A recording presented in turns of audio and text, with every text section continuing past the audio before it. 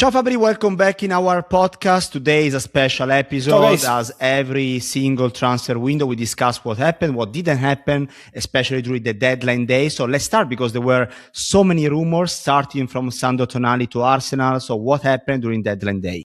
On Sandro Tonali and Arsenal, there were many stories, many rumors, but let me say it was absolutely impossible, not for Arsenal, but for any club in the world to go and sign Sandro Tonali on deadline day. Imagine the deadline day means that you have to prepare everything for the transfer to arrive on the final day and get it done. And I would say, remember what happened with Alexander Isak and Liverpool when it's about Newcastle selling their stars. It took 3 months for Liverpool to get the final green light in the final minutes of the summer transfer window, again after 3 months of negotiations. For Tonali, there was absolutely no chance at all, and Arsenal are not stupid. Arsenal were not going to discuss any deal for Tonali in January, knowing that for Newcastle is untouchable, even more on deadline day. So nothing about it. Then, if you ask me about the appreciation for Sandro Tonali, for sure Arsenal appreciates Sandro Tonali, and it's not only Arsenal. There are more Premier League clubs, more Serie A clubs over a potential return to Italy, because, for example, Juventus already wanted Tonali last summer, was impossible. Let's see this summer if financially they can make it happen, but on the technical point of view, Juventus view Sandro Tonali as the perfect midfielder for their project. So there is going to be plenty of interest. I think around March, April, the player will make a decision on his future and will communicate with the club, so ahead of the summer transfer window. And then let's see, because Newcastle are never an easy club when it's time to sell their stars, but for sure there is going to be movement in the summer around Sandro Tonali. Also, especially the January transfer window is always a lot of, what if that could happen, what if it didn't happen. So what if Ruben Amorim was staying at Man United? Did you expect a different future for Kobbie Mainoo? Yes, probably yes. Now life looks completely different for Kobbie, because obviously Michael Carrick is trusting him. In public, you see a manager going to press conference and saying he's going to be the foundation of our club. Then in terms of game time, he's always started. 3 games, 3 starts for Kobbie Mainoo under Michael Carrick, so it's a completely different situation. And Kobbie never wanted to leave Man United. Kobbie wanted to go on loan to play regular football. Kobbie wanted to be consistent in terms of game time. And so this was the desire. It was not a problem with Man United as a club. Kobbie loves Man United. So to answer your question, yes, I think at the end, Kobbie Mainoo was going to leave Manchester United if Ruben Amorim ended up staying at the club.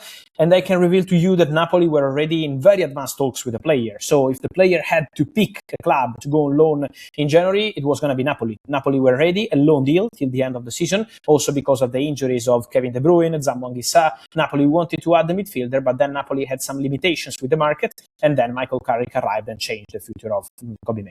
Is there something you can reveal about Manchester United in particular during the January transfer window?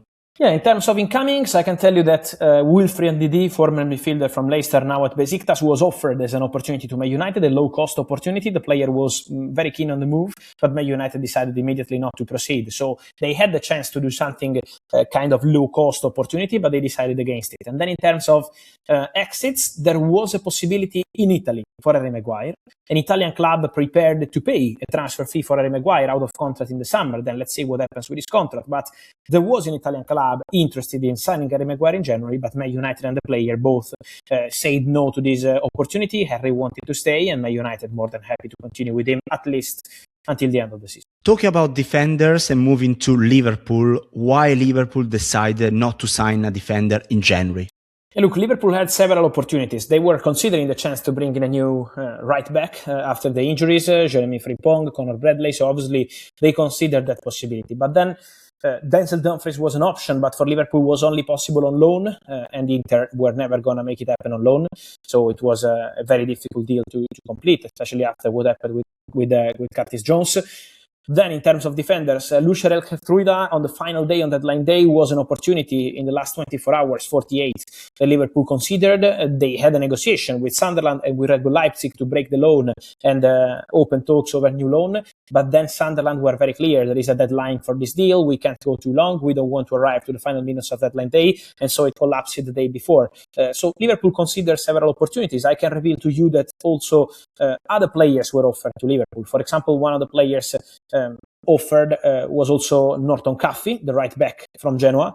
Brooke Norton Caffey was also in the list of Inter. If Dumfries was going to go to Liverpool, Inter had everything in place to sign Norton Caffey. And then when the deal collapsed, Norton Caffey appeared as an option for Liverpool, but Liverpool preferred to stay with the current team, to invest on Jeremy Jacquet for the future. And so they are more than happy with their window. Well, they signed one of the most talented defenders in the world.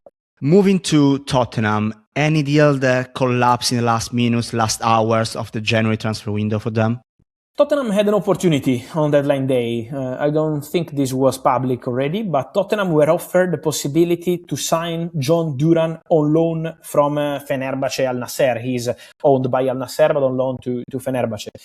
He was offered to Tottenham as a last-minute chance for Spurs.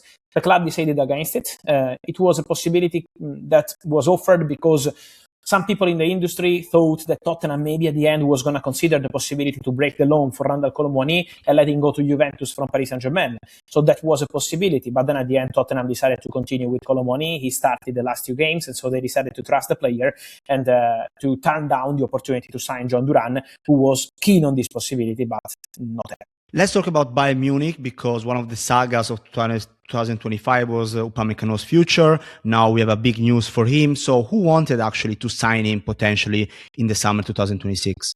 Yeah, first of all, congrats to Bayern, because to me that was one of the most special stories of deadline day. There were no big movements, many deals collapsed, but to break the story on Dayot Upamecano signing a new contract at Bayern, for me was something huge, because he's one of the best defenders in the world, and then a new contract that also was complicated in the final stages, because the reports from Germany, and it was actually true, were about an offer retired by Bayern. After they wanted to close this deal, they decided to retire their offer because they were not convinced about the timing, and then Upamecano, after Bayern did that move, decided to proceed, decided to call Bayern and inform them that he was ready to join. So, new contract till 2030 will be signed soon, will include a release clause. And to answer your question, who wanted to sign Upamecano? Many rumors on Real Madrid, but I'm told that Real Madrid were not in concrete talks to sign Upamecano. They were considering this opportunity, but it was more around October, November. Then Real Madrid decided not to proceed. And so for Upamecano, there were other possibilities. One in England, and the other one was Paris Saint-Germain. Paris Saint-Germain were very interested in Upamecano. He's French, so the opportunity to add one more French player to the squad, one of the best in the world. So PSG really considered that opportunity, but then nothing happened, because Bayern wanted to extend his contract, and they were successful in this final attempt. Moving to La Liga, Real Madrid, Barcelona were really quiet in the January transfer window, not Atletico Madrid, of course, but any secret move that you want to reveal that might have happened on deadline day? One is for Atletico Madrid, because Atletico Madrid have been super busy in the final hours of the market, because they signed Rodrigo Mendoza, who had already a deal lined up with an English club for the summer, and Atletico Madrid were able to break that verbal pact and sign the player. Then they signed Ademola Lookman, then they signed Vargas from Seattle Sounders as a talent for the future. But the secret name they tried to get in the final 48 hours of the market was Gabri Veiga. The midfielder from Porto. Gabri Veiga is doing fantastic at Porto, doing great in terms of goals, assists, one of the most talented midfielders in Europe since he returned from Saudi, doing very well there. And Atletico Madrid tried. They spoke to his camp, they spoke to Porto. Porto closed the doors because they didn't want to lose Gabri Veiga. They are doing fantastic in the Portuguese league with Farioli, and Gabri is considered a crucial player. But I think in the summer there will be movement again, because Atletico tried, they couldn't make it happen, but this player is going to be a target for several important clubs. So last one for today, Fabri, did Real Madrid ever consider signing someone in January or not?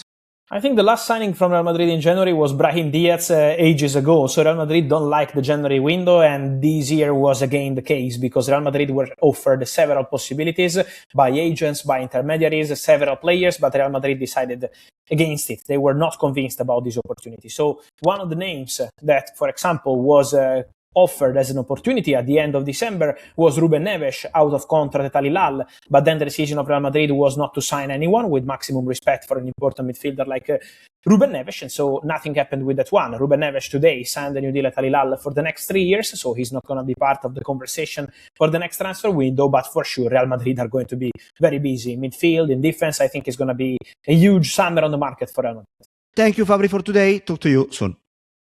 Thank you. Ciao, guys.